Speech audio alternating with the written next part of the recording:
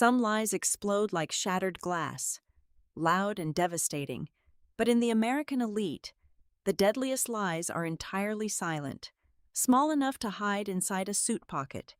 When a wooden toy dropped from his jacket reeking of unfamiliar perfume, I did not scream. I knew perfect revenge is never a storm, but a cold surgery. Take a deep breath. You are about to hear how I took everything from a traitor, starting with one toy. Hello, dear listeners of Violet Revenge Stories, and thank you for tuning in today. Unfortunately, YouTube has demonetized our channel, leaving us without the budget to keep operating. If you find today's story engaging, please consider supporting us with just $1 so we can pay our hardworking staff and continue creating these stories for you. You can donate by scanning the QR code on your screen or clicking the link in the video description or pinned comment. My name is Delilah Hudson, and I am 34 years old. The antique grandfather clock in the long hallway struck a soft, rhythmic note. It was exactly 4:15 in the morning when the heavy mahogany door of our Boston penthouse finally clicked open. The city below was bathed in an icy pre-dawn silence, but inside, the atmosphere shifted the moment Arthur Vance stepped through the threshold. Even from across the expansive, shadowy room, the scent preceded him. It was a careless, chaotic cocktail of aged bourbon, a cloyingly sweet and cheap vanilla perfume, and the arrogant, invisible aura of a man who believed he had just gotten away with the perfect betrayal.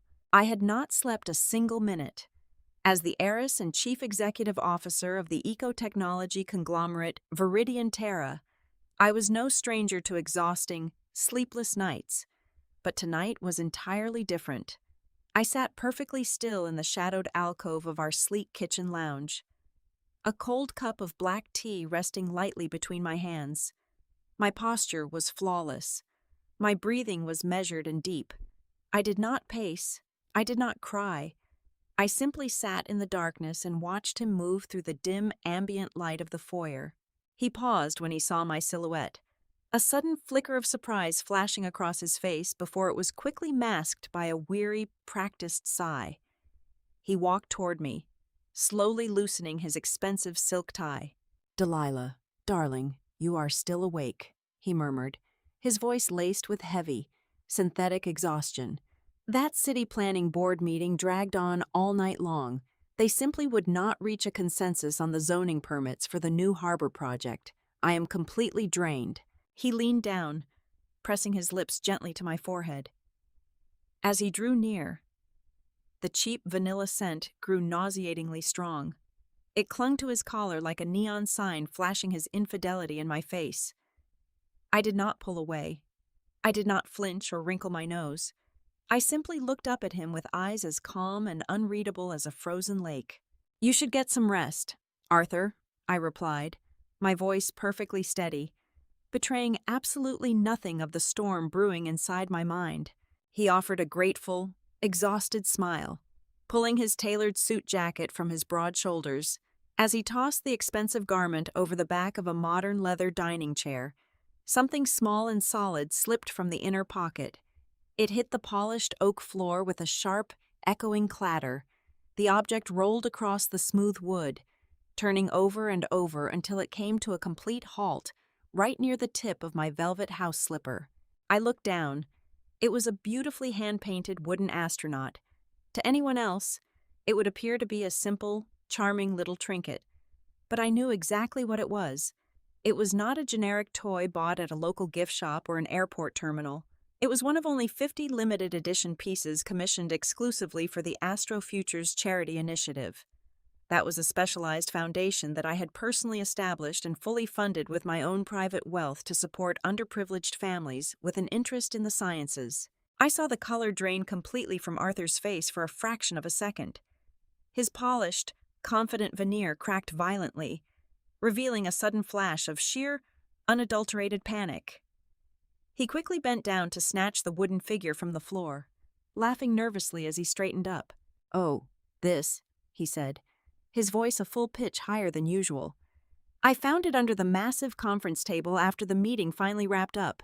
Some board member must have brought their kid into the office earlier this week and left it behind. I picked it up without thinking and shoved it in my pocket. "How thoughtful of you to keep it safe," I said, offering him a warm, highly convincing smile of understanding, reassured that his pathetic, clumsy lie had landed perfectly. He let out a long breath he had been holding. He set the wooden toy carefully on the cold marble counter and announced he was going to take a long, hot shower to wash off the stress of the boardroom. The moment the bathroom door clicked shut down the hall, and the sound of running water echoed through the quiet penthouse, the gentle smile vanished instantly from my face. I reached out and picked up the wooden astronaut. My fingers traced the smooth, colorful paint before I slowly flipped the figure upside down. There, deeply engraved into the wooden base, was a tiny, distinct serial number. Every single one of the 50 toys had been meticulously logged in our corporate database. I did not need to guess. I knew exactly which child had been issued this specific number, and I knew exactly whose house my husband had really been visiting until 4:15 in the morning. The morning sun pierced through the floor-to-ceiling windows of our master suite, casting sharp, geometric shadows across the pristine white carpet. I stood perfectly still before my husband, my hands deftly weaving the heavy silk of his expensive necktie into a flawless knot. My posture was straight, my expression an unreadable mask of serene devotion. "You look incredible today, darling," he murmured, his voice thick with the false warmth of a man who believed his domestic kingdom was entirely secure. He leaned in, pressing a soft kiss against my cheek. I smoothed the lapels of his tailored suit, my fingers brushing against the very spot where I had found the wooden toy just hours prior. "Have a productive day at the office, Arthur," I replied, my voice steady, betraying none of the venom coursing through my veins. He smiled, grabbed his leather briefcase, and walked out the door. The heavy mahogany clicked shut. The metallic turning of the deadbolt echoed like a gunshot in the silent penthouse. The second his footsteps faded down the corridor, the illusion dissolved. I turned on my heel and walked directly to my private study. The room was a sanctuary of glass and steel. I sat behind my massive desk, firing up the encrypted terminal connected directly to the Viridian Terra central servers. My fingers flew across the keyboard with lethal precision, bypassing the standard employee firewalls and diving straight into the heavily guarded architecture of the Astrofutures database. The system prompted me for my biometric clearance. I pressed my thumb against the glowing scanner. Access granted. A search bar materialized on the screen. Without a tremor of hesitation, I typed in the exact sequence of letters and digits I had memorized from the base of the wooden astronaut.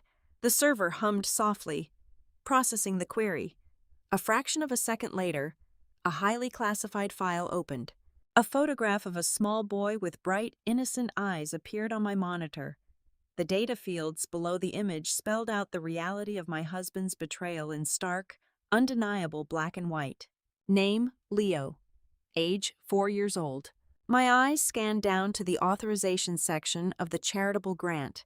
There, typed in bold, capitalized letters, was the signature of the executive who had bypassed the standard waiting list to fast-track this specific child into the elite program. It was Arthur Vance. I kept reading. I needed the mother's name. The system lagged for a microsecond before populating the Guardian profile. The name flashed onto the screen, and the air in my study suddenly turned to ice. Chloe Bennett. She was the ambitious, vibrant young woman Arthur had personally mentored.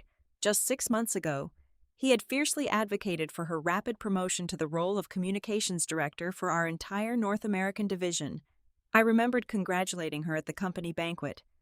I remembered her nervous, deferential smile as she shook my hand, thanking me for the opportunity while secretly sleeping with my husband.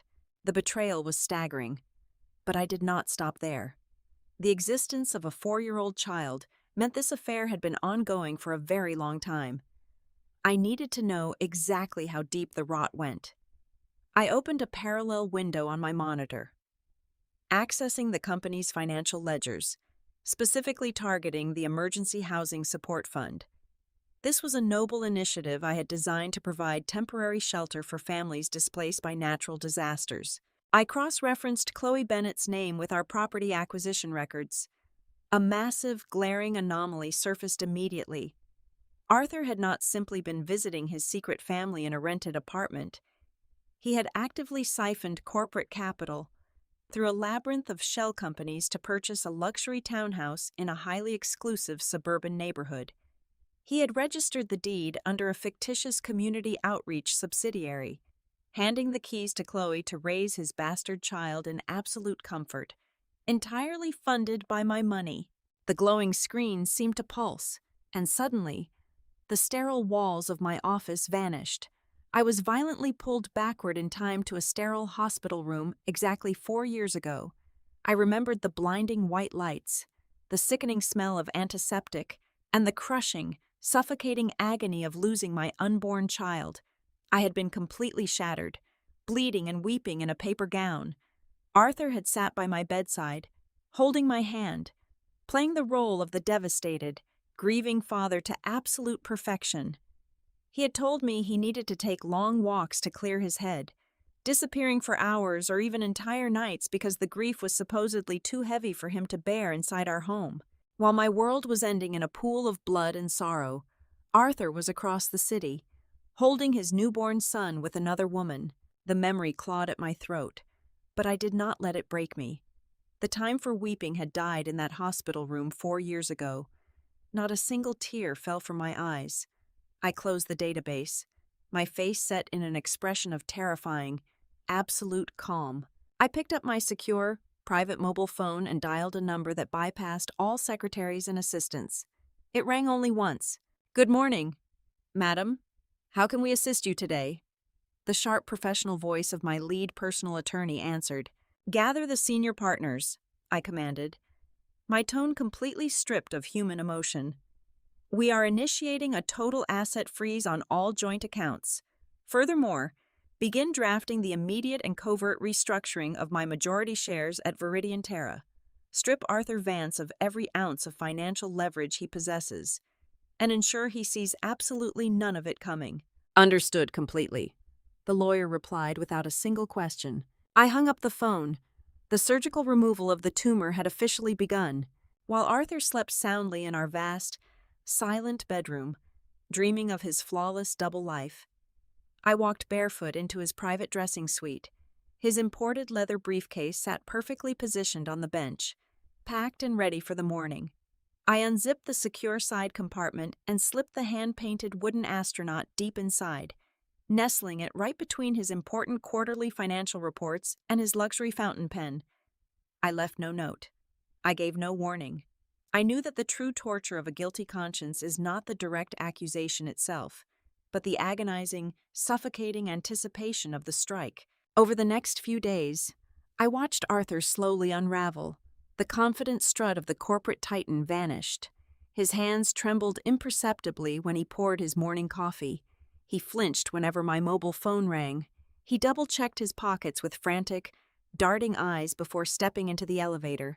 He was a man walking on a frayed tightrope in the dark, completely terrified, entirely unaware that I had already cut the safety net beneath him. But Arthur was only half of the equation. The other half was currently sitting 3 floors below my penthouse office. I summoned the executive head of human resources and issued a swift, unquestionable directive. Within 2 hours, Chloe Bennett was relocated from her comfortable mid-level communications department to the glass-walled enclosure directly outside my private suite. I had her officially reassigned as my personal, direct assistant for the next 30 days, operating under the plausible guise of requiring extra hands to prepare for the highly anticipated Viridian Terra annual gala. When Chloe first stepped into my executive office, she looked exactly like a deer trapped in the blinding headlights of an oncoming freight train. She wore a tailored beige skirt suit and a forced, trembling smile that failed to reach her eyes. Her youth was evident, but so was her overwhelming, barely concealed terror. "Good morning, Mrs. Hudson," she greeted, her voice tight and completely stripped of its usual vibrant corporate confidence. "Please, Chloe, have a seat," I replied, gesturing gracefully to the velvet chair opposite my massive mahogany desk. I leaned forward, resting my chin on my folded hands, and let my eyes trace the subtle, nervous twitch in her jawline. "Arthur has spoken incredibly highly of you. He says you possess a rare, unshakable kind of loyalty, and in our highly competitive line of business, loyalty is everything. Do you not agree? A thin, gleaming layer of sweat formed rapidly on her forehead. She swallowed hard, her knuckles turning bone white as she gripped her leather-bound notepad. Yes, absolutely. Loyalty is paramount. Indeed, I smiled, delivering a cold, razor-sharp expression that did not warm the room. Because the corporate world is full of dirty secrets. People build entire hidden empires, secret families composed of shell companies and offshore accounts, genuinely thinking they can sustain a double life forever. But the truth always surfaces eventually, and the ultimate price of betrayal is always absolute ruin. I watched the blood drain completely from her flushed cheeks. She nodded frantically, entirely incapable of forming a coherent, intelligent response. Over the next 3 weeks, I meticulously engineered a psychological hell for her. I forced her to organize my personal marital calendar, ensuring she saw every romantic dinner reservation and weekend getaway Arthur had planned for us. I instructed her to draft the seating chart for the upcoming gala, making her personally write out the place cards. I watched her hand shake violently as she was forced to place her own name at an obscure, humiliating table near the kitchen's swinging doors, while assigning my husband and me to the grand, floral-draped center table. She was trapped in a transparent glass box with the very wife she was betraying, suffocating daily under the heavy weight of my veiled, polite threats. While Chloe suffered under the bright office lights, I spent my long nights hunting through the digital shadows. I had our elite security department mirror all of Arthur's incoming and outgoing server traffic directly to my heavily encrypted terminal. It was there, buried deep beneath layers of deleted corporate emails, that I uncovered the true, horrifying depth of my husband's ambition. Arthur was not just hiding his bastard son. He was actively planning to weaponize him. I intercepted a heavily guarded, strictly confidential script designed for the upcoming annual gala, in front of hundreds of wealthy investors, media outlets, and the most elite figures in the country. Arthur intended to bring little Leo out onto the brilliantly lit main stage. He was going to present the boy as the ultimate, shining testament to the Astro Futures Charity Fund. It was a terrifying masterclass in media manipulation, by introducing the child to the public eye under the unassailable, protective umbrella of philanthropy. Arthur was laying the psychological groundwork to legitimize Leo's sudden presence in his life. I cross-referenced this script with his recent communications to his private wealth managers. The gala was merely Phase 1. Phase 2 was to slowly, methodically integrate the boy into the Viridian Terra Corporate Trust Fund, effectively siphoning my family's legacy to quietly build a financial empire for his illegitimate heir. The sheer audacity of his master plan was breathtaking, but the deleted email threads between Arthur and Chloe revealed something even more sinister. I read a desperate message where Chloe expressed her impatience, begging Arthur to finalize their permanent living arrangements. His carefully typed response made my blood run colder than liquid nitrogen. Arthur had completely brainwashed his young, naive mistress with a spectacular, grotesque lie. He had convinced Chloe that I was suffering from a highly aggressive terminal illness. He fabricated a story that my private doctors had given me less than 12 months to live. He promised her that she only needed to remain hidden in the shadows for a little while longer. Once I was dead and buried, she would effortlessly glide into my place, stepping directly over my corpse to become the new queen of the elite society, fully legitimized and infinitely wealthy. He was selling her a glittering fairy tale built entirely on my imaginary grave. A low, dark laugh escaped my lips in the empty, chilling silence of my study. Arthur truly believed he was playing a brilliant game of chess against a dying, oblivious woman. He had absolutely no idea he was already in checkmate. The very next morning, I convened a closed-door, highly confidential emergency session with the corporate board of directors. I did not mention the affair. Men of power rarely care about broken vows. They care about broken bank accounts, using the ironclad, unassailable clauses my father had written into the company charter decades ago. Combined with the hard, undeniable evidence of Arthur's financial mismanagement and his unauthorized diversion of the emergency housing funds. I initiated a silent, bloodless coup. Over the course of 4 intense hours, we drafted, reviewed, and signed the necessary binding legal resolutions. I systematically stripped Arthur Vance of every single ounce of his executive voting power. I permanently revoked his financial signatory authority. I severed his access to the corporate treasury. On paper, he was still the charismatic, powerful executive vice president. But in reality, he was nothing but a ghost. He walked the polished halls of my company with his chest puffed out, barking orders at subordinates and aggressively reviewing the final lighting cues for the gala, entirely blind to the fact that his kingdom had already burned to ash. The steel trap was set, the cages were firmly locked, and the only thing left to do was to wait for the heavy velvet curtains to rise on his grand, catastrophic final performance. The grand ballroom of the largest convention center in Boston was a sea of glittering crystal and blinding camera flashes. Tonight was the pinnacle of the Viridian Terra calendar. Hundreds of aggressive investors, prominent politicians, and elite media correspondents crowded the expansive floor, clutching crystal flutes of vintage champagne. The air was thick with the scent of expensive orchids and the electric hum of immense wealth exchanging hands. Arthur was in his absolute element. Standing near the towering ice sculpture at the center of the room, he wore a bespoke midnight blue tuxedo that fit his broad shoulders perfectly. He laughed loudly, shaking hands and charming the press, radiating the untouchable confidence of a conquering king. He truly believed he was the master of the universe, standing at the precipice of his greatest victory. I watched him for a fleeting moment from the grand staircase, my expression an unreadable mask of polite grace. Then, I turned and walked quietly toward the labyrinth of backstage corridors. Deep within the restricted access zone, far away from the blinding lights and the deafening applause, was the private VIP holding suite. I pushed the heavy oak door open without knocking. The room was quiet. Chloe Bennet sat rigidly on the edge of a plush velvet sofa, wearing a stunning emerald green evening gown that clearly cost more than her annual salary. Next to her, dangling his small legs off the cushions, was 4-year-old Leo. Chloe looked up, her eyes widening in immediate, sheer panic as I closed the door behind me. She had been absolutely certain she was safe back here. She truly believed that tonight, amid the chaos of the gala, Arthur was going to pull off his grand master stroke, subtly integrating her and the boy into the golden circle of the elite. I did not raise my voice. I did not glare at her.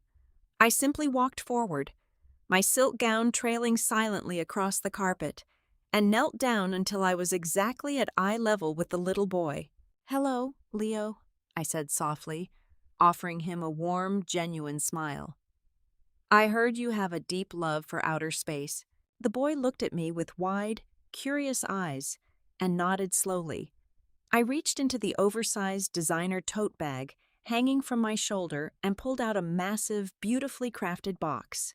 It was the complete, premium edition space exploration set, featuring the command module and the entire solar system map. His eyes lit up instantly. "This is for you," I whispered, placing the heavy box into his small hands. "But this room is incredibly boring for a brave astronaut. My head of security is waiting right outside the door. She is going to take you to the Children Pavilion, where there is a massive planetarium projector and an endless supply of chocolate cake. Does that sound like a good mission?" Leo grinned from ear to ear, looking eagerly at his mother for approval. Chloe was utterly paralyzed, her chest heaving as she struggled to draw breath. She could only manage a stiff, jerky nod. I opened the door and handed the boy over to my trusted security chief. "Keep him in the pavilion, completely out of sight," I instructed quietly. "Do not let anyone approach him." The door clicked shut, plunging the VIP suite into a suffocating, heavy silence. I turned around and faced the terrified young woman. The air between us crackled with a dark, terrifying electricity. I walked slowly to the glass coffee table in the center of the room and dropped a thick, heavy manila envelope onto the surface. The sharp slap of the paper against the glass made Chloe flinch violently. "Open it!" I commanded, my voice dropping to a low, chilling whisper. Chloe's hands shook uncontrollably as she reached for the envelope. She pulled out the stack of documents.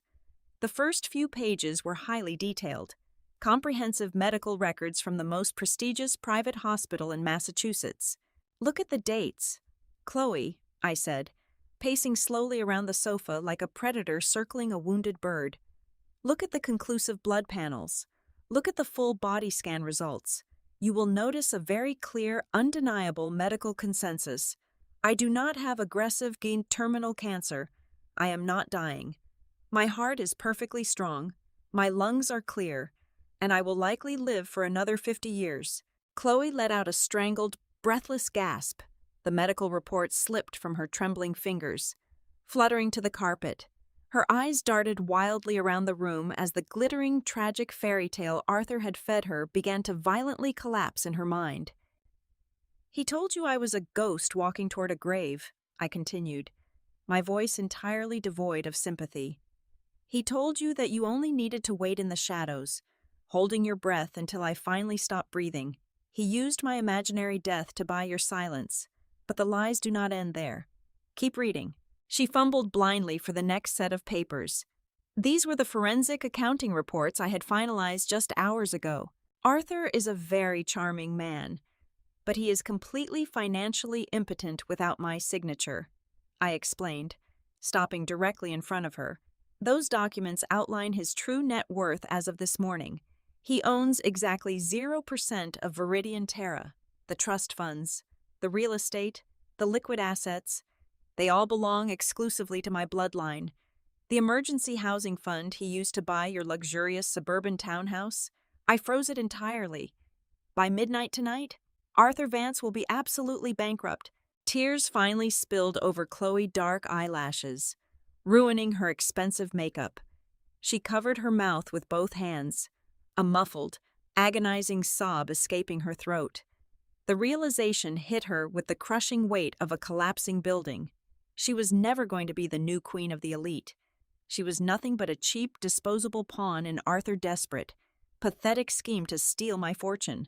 The man she loved had not only betrayed his wife, he had manipulated, degraded, and used his mistress in the most sickening way imaginable. I stood above her, looking down at the shattered remains of her ambition. I felt no rage. Only a cold, clinical detachment. "I could destroy you, Chloe," I said, my tone slicing through the quiet room like a scalpel.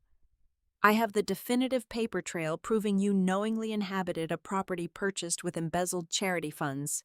I could have the police walk into this room right now, place you in handcuffs, and charge you with grand felony fraud. You would spend the next 10 years in a federal penitentiary, and your son would become a ward of the state." She dropped to her knees, clutching the hem of my silk gown, sobbing hysterically and begging for mercy. "Please," she choked out, her voice broken and raw. "Please, I did not know. I swear I did not know the money was stolen. Please do not take my baby away." I stepped back, forcing her to release my dress. "I have no interest in punishing an innocent child for the sins of his foolish parents," I stated coldly. "So I am going to offer you a single, non-negotiable exit strategy. You have exactly 30 minutes to gather your son, walk out the service doors at the back of this building, and vanish. Do not go back to the townhouse. Do not pack your bags. Take a train. Take a bus. Cross state lines, and never contact Arthur Vance again. If you stay, if you utter a single word of warning to him, I promise you, I will bury you so deep under a mountain of federal charges that you will never see the sun again." Chloe scrambled to her feet, her face pale as a ghost, her breath coming in ragged, desperate gasps. She did not hesitate for a single second. She whispered a frantic, terrified apology, turned on her heel, and ran out of the room to find her son. I stood alone in the quiet suite, checking my diamond wristwatch. It was almost time for my husband to take the stage. The deafening roar of applause washed over the grand ballroom as the master of ceremonies called Arthur Vance to the main stage. He emerged from the velvet curtains like a conquering hero returning from battle. The spotlight tracked his every move, highlighting the sharp, tailored lines of his tuxedo and the gleaming, confident smile he flashed to the audience.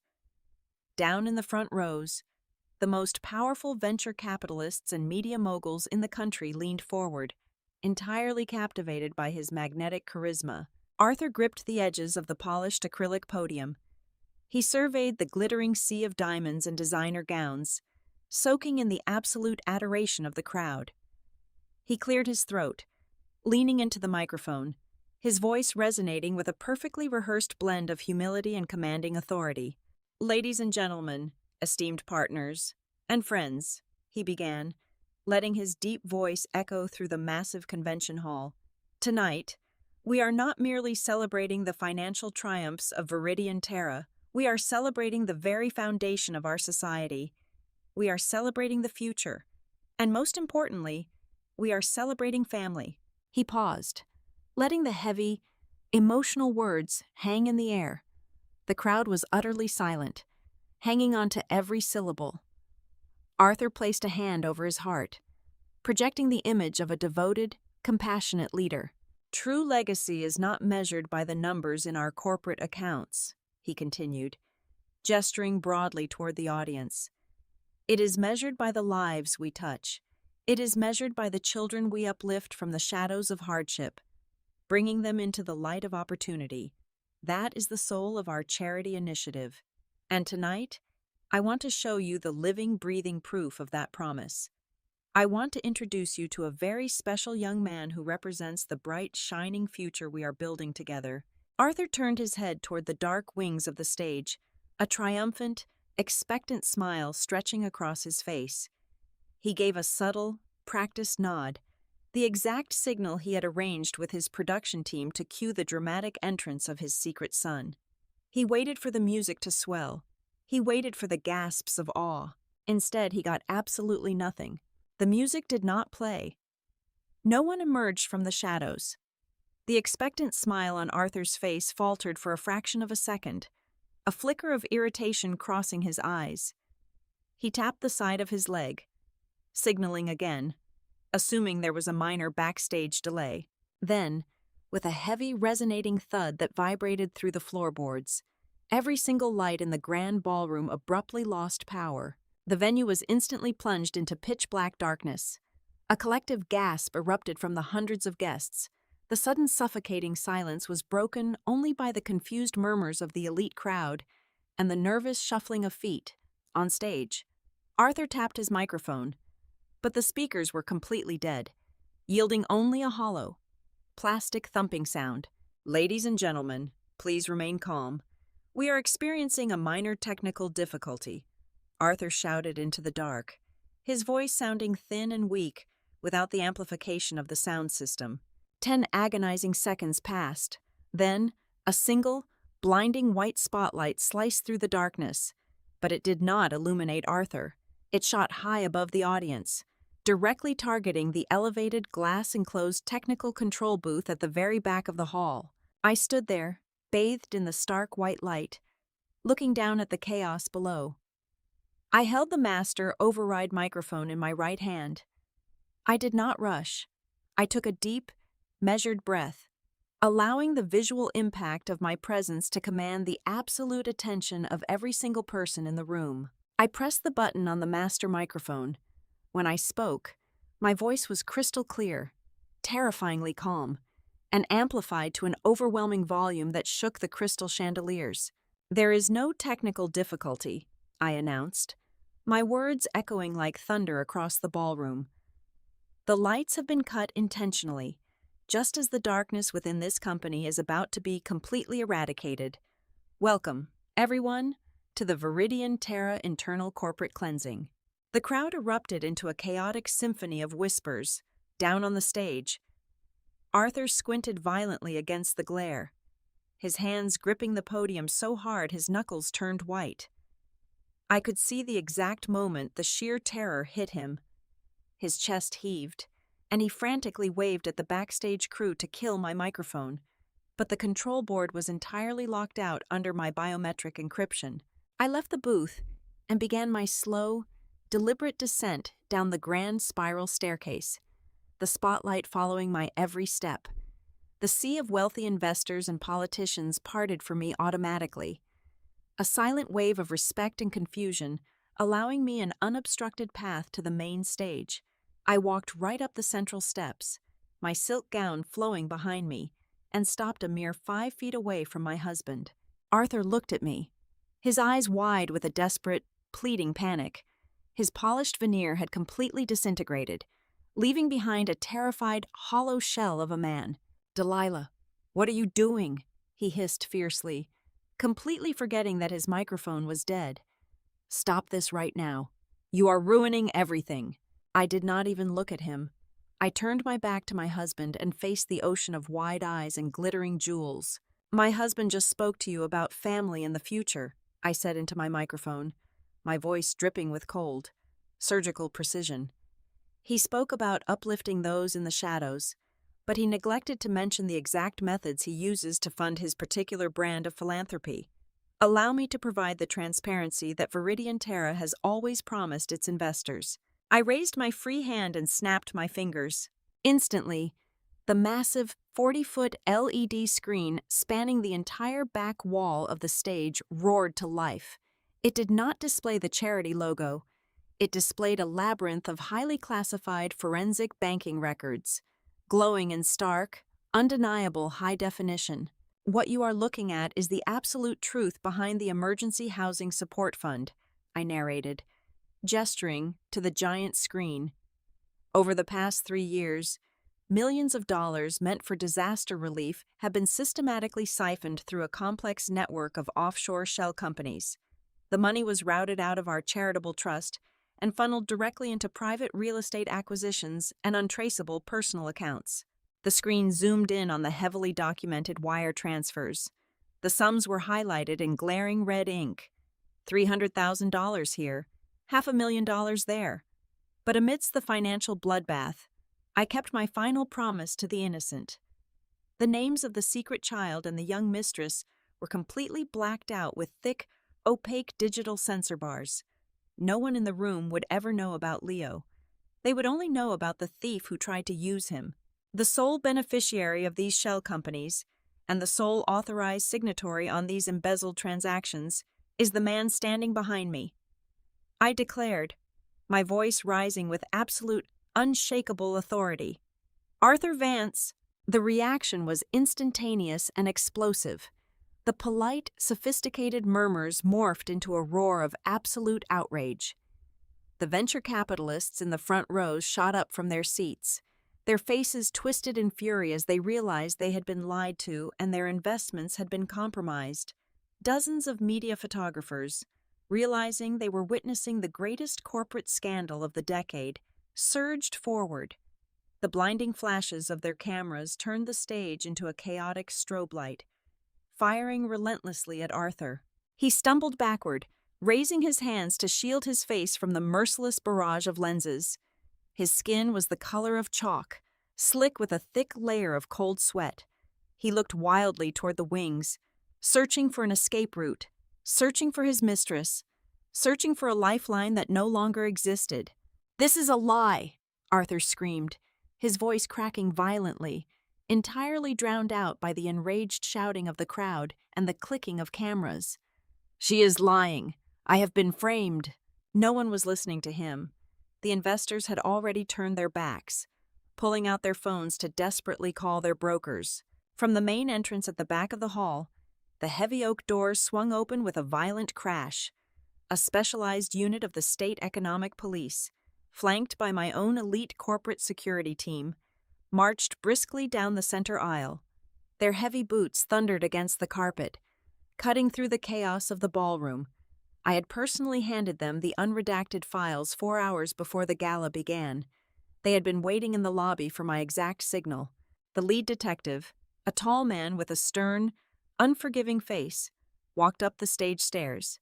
He bypassed me completely and marched straight toward my husband.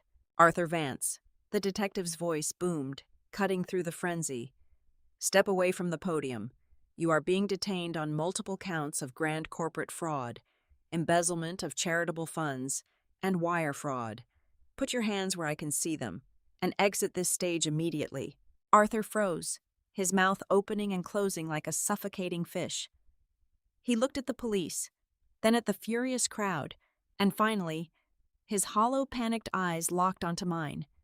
He was completely surrounded, entirely stripped of his power, his wealth, and his dignity, trapped in a cage of his own making, illuminated by the blinding light of his own public ruin.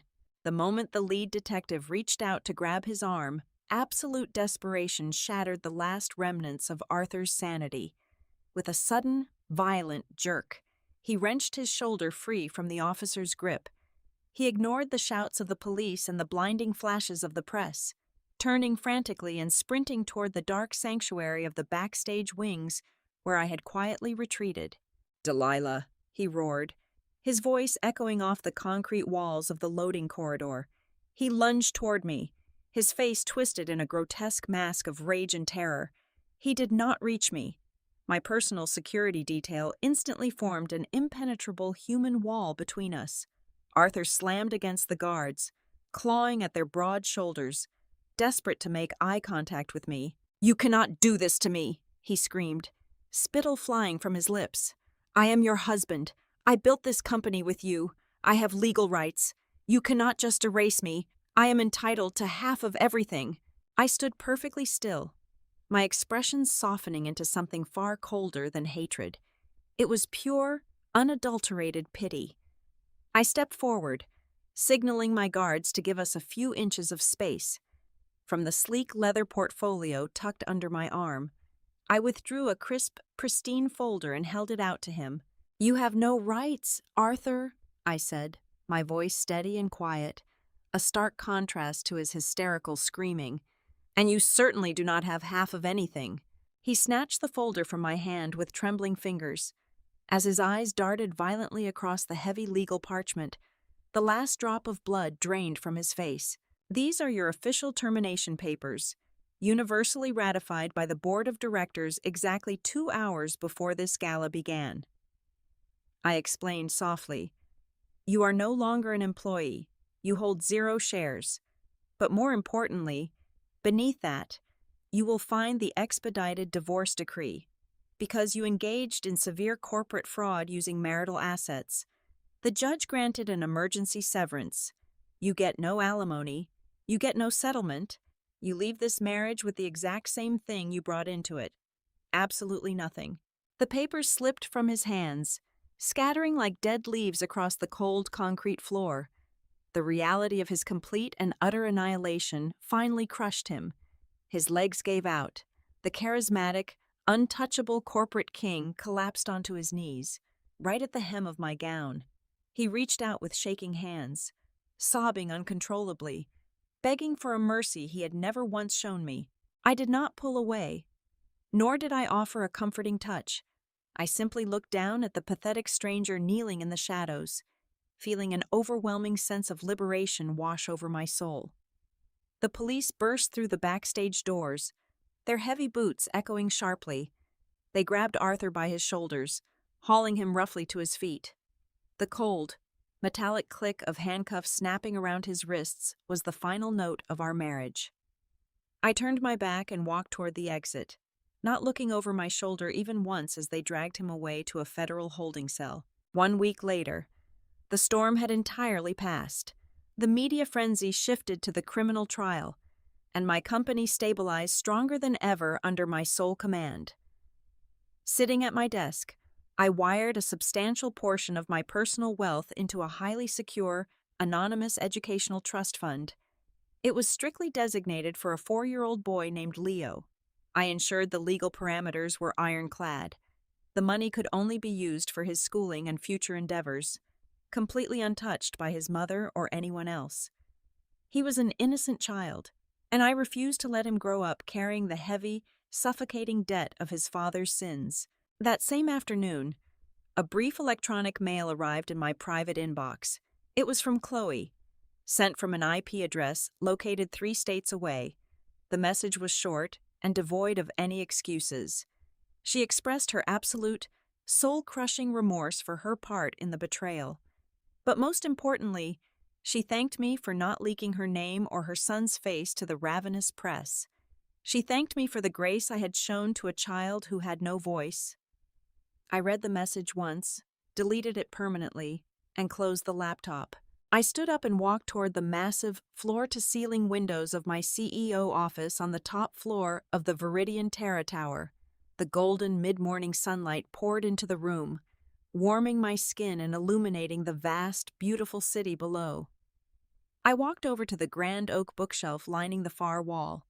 In my hand, I held the small, hand-painted wooden astronaut. I placed it carefully on the highest shelf, right next to my favorite architectural books. I looked at the toy, smiling softly. It was no longer a toxic piece of evidence. It was no longer a symbol of heartbreak or betrayal.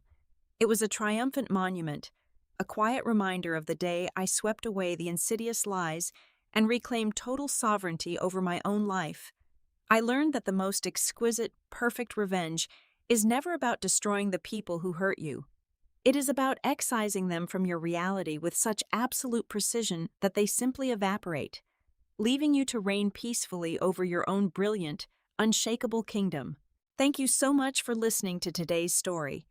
I would love to know where you are tuning in from, so please share your location in the comments below. If you enjoyed this journey and found it captivating, please consider supporting our channel. A contribution of just $1 goes a very long way in helping us pay our dedicated staff, allowing them to provide for their families and continue bringing you more high-quality stories. You can support us right now by scanning the QR code on your screen or by clicking the donation link available in the video description and pinned comment. Thank you from the bottom of my heart. And until next time, stay strong.